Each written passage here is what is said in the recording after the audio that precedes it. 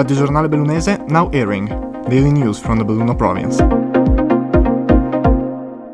Welcome to a new edition of the Radio-giornale bellunese. These are the news from today, August 26, 2022. Tragedy in Torno, in the Como province. Favor Igbo, 21-year-old from Belluno, died after leaping into the lake. The attempts to save him were sadly fruitless. First autochthonous case of West Nile in the Belluno province.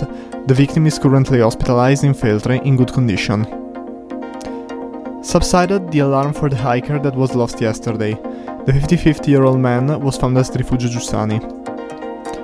Another rescue intervention was required for a 91-year-old woman who was too tired to walk. The Soccorso Alpino was called and brought her back.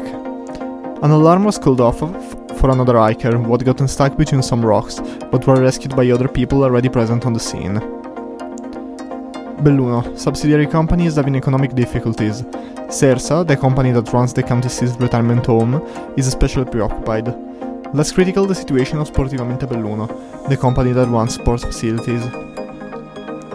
Passing to sports, football. Dolomiti Bellunesi beat Primavera del Venezia 3-2 at the last exhibition match. On Sunday, the 2022-2023 season of Coppa Italia will officially begin, with the match against Levico Terme at Feltre Giugnitauro Stadium. Unione Limana Cavarzano will also play against Vittorio Veneto. The new season begins also for the regional tournaments with the Coppa Veneto. The first game will be between Longarone Alpina and Fiori Barp tomorrow at 16:30. And that is all for today's edition. We wish you a nice day in the company of radio-abm, the Bellunesi and Mondo Association's web radio. You just listened to Radio-giornale bellunese, daily news from the Belluno province.